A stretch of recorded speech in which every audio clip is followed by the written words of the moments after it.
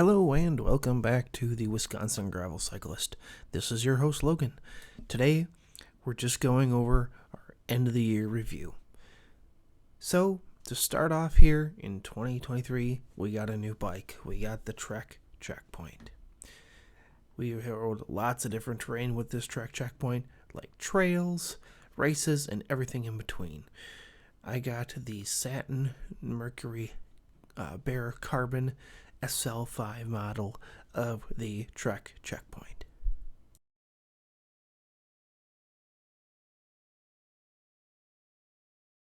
One of the many questions I have received about this bike is how I film. This is the setup. I have the Pro Blender stem that has a GoPro and Wahoo mount on it. As you can see, it has a low mount there. And here is the view that you receive when you have that GoPro on top. As you can see, you get a little bit of the Wahoo in the picture, but that's really not a problem. You can actually push it down just a little bit where you don't actually get to see the Wahoo at all. Overall, great perspective, and the stabilization of the GoPro Hero 7 does a great job of making the footage usable and a great perspective for in the bunch. After getting the new bike this spring, we started off doing lots of group rides and getting ready for the different races that were on tap this year.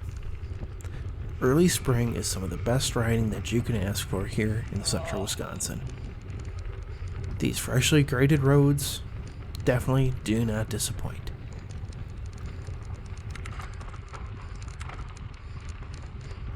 As we started off in May, we actually did a little bit of road riding as well.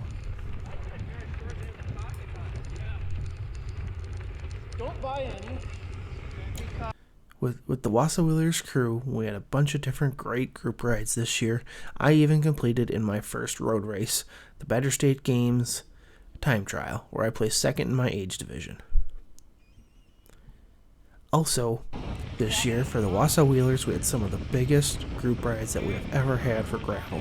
It was awesome to have everyone out on the gravel, enjoying the roads, and enjoying all the beautiful scenery that central Wisconsin has to offer.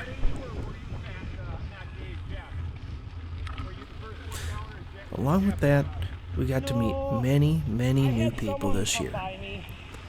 That's one of the great benefits of the Wassa Wheelers here in central Wisconsin, is meeting new people and riding different terrains. Riding gravel with new friends is always a great joy. Well, and once we got through May, we got into June. Then, my wife and I, we had our baby, Hazel. As you can see here, she's enjoying her first ice cream with Dad, on a bike ride, of course. And once we got through a few road rides, we transitioned into more of the race season for gravel. The first gravel race of the year was the Four Corners 47. I had a great race. I placed 12th overall in a very competitive field full of current and former Wisconsin State Cyclocross champions. One of the key takeaways from my racing season this year that I was able to find out was my pacing strategy and not afraid to drop off the group. Once I'm able to settle into my own groove and kind of go at my own pace, you'll eventually catch people that will be blown off the group. Like this, chasing down another rider in the Four Corners 47. I had a great race. Highly encourage anyone to come to Wisconsin in July for the Four Corners 47. They also have a 95-mile version. Here's a picture of the Wassa Wheelers gravel crew. Again, one of our biggest years for gravel. We had the most numbers that we've ever had in gravel, and it's great to see.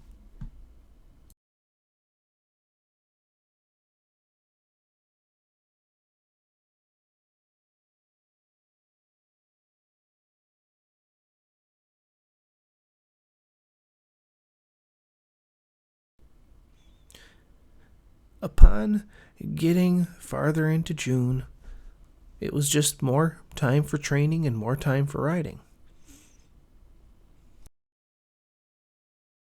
As the summer ticked on through July and August, we find ourselves leaning into September.